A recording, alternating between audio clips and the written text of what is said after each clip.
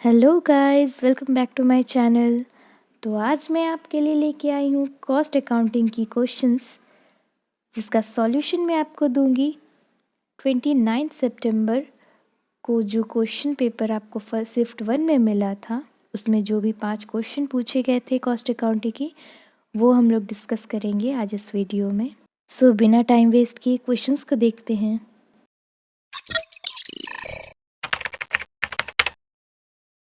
First अगर हम question को देखते हैं तो sale price, variable manufacturing cost, variable selling cost, ये पर यूनिट प्राइस दी हुई है।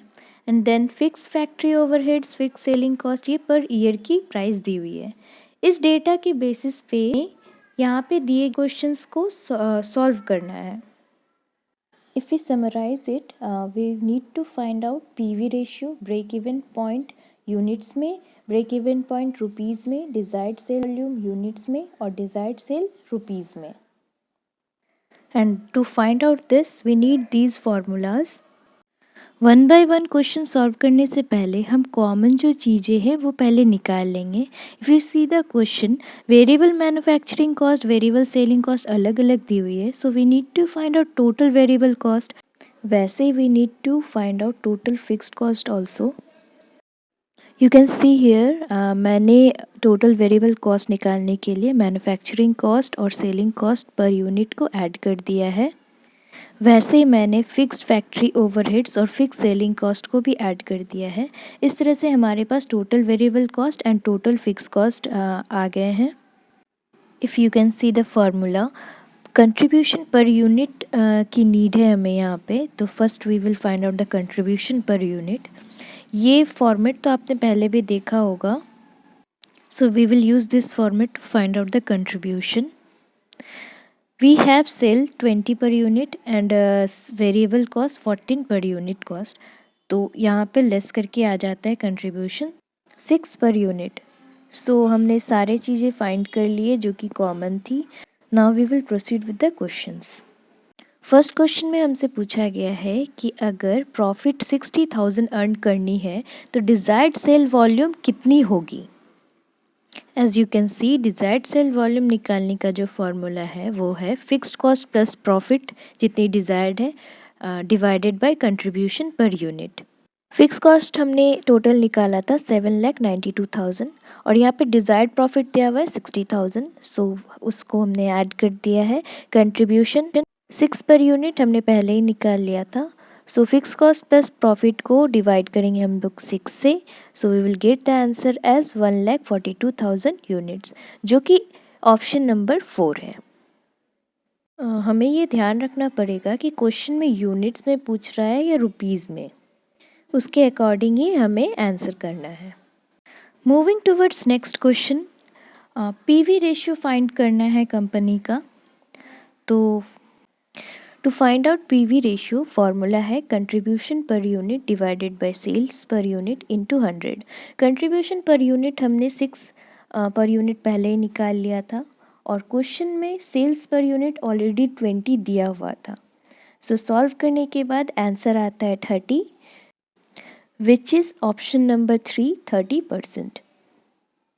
क्वेश्चन में ब्रेक इवन पॉइंट यूनिट्स में निकालने बोला गया है। तो इससे पहले कि हम क्वेश्चन में आगे बढ़े, ब्रेक इवन पॉइंट क्या होता है वो पहले समझते हैं।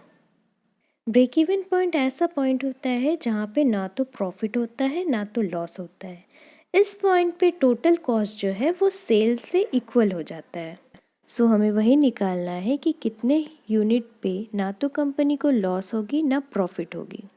ब्रेक इवन पॉइंट यूनिट्स में निकालने का फॉर्मूला है total fix cost divided by contribution per unit. Total fix cost हमने पहले ही निकाल लिया था 7,92,000 डिवाइडेड बाय कंट्रीब्यूशन जो कि 6 पर यूनिट था। After solving we will get the answer as 1,32,000 unit, which is option number 1। Question number 4 में अगेन ब्रेक इवन पॉइंट निकालने बोला गया है, बट द डिफरेंस इज़ कि इसमें इन टर्म्स ऑफ रुपीज़ निकालना है और इससे पहले वाले क्वेश्चन में यूनिट में निकालना था। BEP in terms of rupees निकालने के लिए पहले जो हम लोगों ने ब्रेक इवन पॉइंट पर यूनिट जो निकाला हुआ था 1,32,000, उसको मल्टीप्लाई कर देंगे सेल पर यूनिट जो कि ऑलरेडी क्वेश्चन में 20 दिया हुआ था। तो इंटू करने के बाद आंसर आता है 26,40,000 जो कि ऑप्शन नंबर 2 है। क्वेश्चन नंबर 5 में पूछा गया है डिज़ायर्ड सेल कितना होगा अगर हम अर्न करना चाहते हैं 1,20,000। क्वेश्चन नंबर 1 में भी डिज़ायर्ड सेल पूछा गया था, बट द डिफरेंस इज़ कि इसमें रुपीज़ में पूछा गया है और उसमें यूनिट्स पूछा गया था कि कितना यूनिट सेल होगा डिज़ायर्ड सेल, जिससे कि प्रॉफिट सर्टेन प्रॉफिट अर्न किया जा सके। सो डिज़ायर्ड सेल इन रुपीज़ निकालने के लिए सबसे पहले फर्स्ट वाले क्वेश्चन में जो प्रोसेस हम लोगों ने फॉलो किया था उसी को रिपीट करेंगे and desired sales in unit पहले निकाल लेंगे।